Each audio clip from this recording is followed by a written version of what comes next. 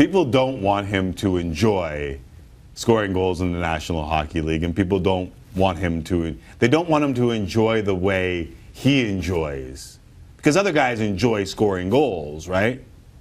That's the other side of the equation. Like, I know you're quick to hit the button, and I'm just trying to represent the others who think that they can tell him what to do. They're saying, hey, listen, Jim Brown handing the football to the referee enjoyed scoring touchdowns.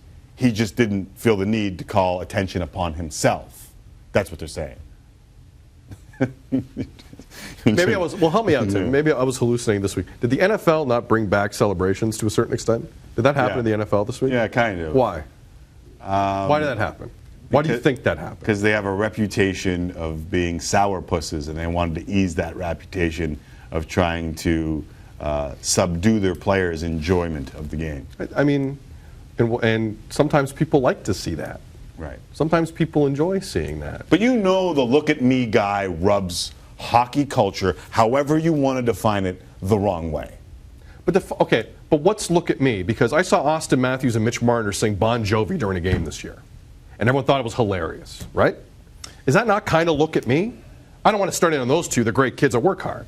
But my point is, why is one being singled out as, hey, look at me, and the other one is they're just enjoying themselves? Well, I would no say, big deal. They're just enjoying themselves. I would say to you that Ovechkin, especially early on in his career, got a lot of this same don't draw attention to yourself. Absolutely. We saw Kuznetsov doing the FIFA celebration. Sorry, my breast got in the way of that. Wow. You're graceful, man. Thank you. Really? I appreciate that. If I would do that, milk would come out. You would lactate? 3%, but you know, it is what it is. Right. At least you can put it in your coffee. Yep. I'm trying to represent a side that I don't really believe in, and it puts me in an awkward situation because we both know that there are several factors that lead into this, and as many people who believe in the hockey culture, which is play for the front of the jersey, not the back of the jersey, all those things, the humble pie, that when a player who's interviewed on American national TV with his tooth knocked out and says it's all about the team, that every Canadian kind of sort of enjoys. Like, all those things we understand are a part of the game, and we also understand PK takes a lot of the heat that he takes because of the color of his skin, and it's been a subplot to the entire story the entire time he's been in the league, and half the people who talk about it are afraid to say anything about that. Oh, preach. And I know that even us saying that the color of his skin plays a factor into people hating him will be a tweet, an email. Why do we always got to play the race card? Well, because for some people in their life, the race card is always played whether they like it or not. I don't get the race card played with me very often. That's a different story for a different day. There's not a lot of Maltese people out there.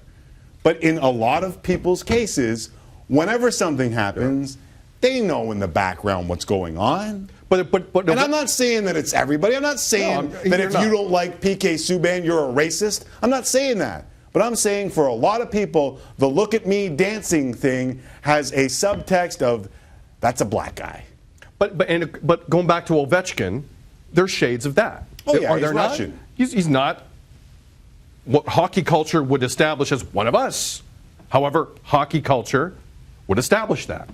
And to not acknowledge it is just is wrong. Right. I'm sorry, it's wrong. This kid is about to go to the Stanley Cup final after being literally run out of a town, and he's still getting questions on it. Now Jeremy Schaap's asked to do a job, and he does it very well.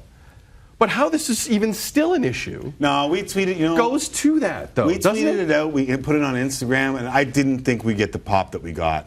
There was hundreds of comments on that clip from PK Subban. And obviously, when they went to the finals, we had the conversation, and I thought that the PK Subban angle was overblown. I thought his situation in Nashville was completely different than his situation in Montreal, and it just goes to show you how good a player he is and how they don't need him to do absolutely everything, which allows him on certain days to be an amazing number one, and when he's not the number one, he can be a number two or a number three because they've got other guys that can carry the weight, unlike they did in Montreal.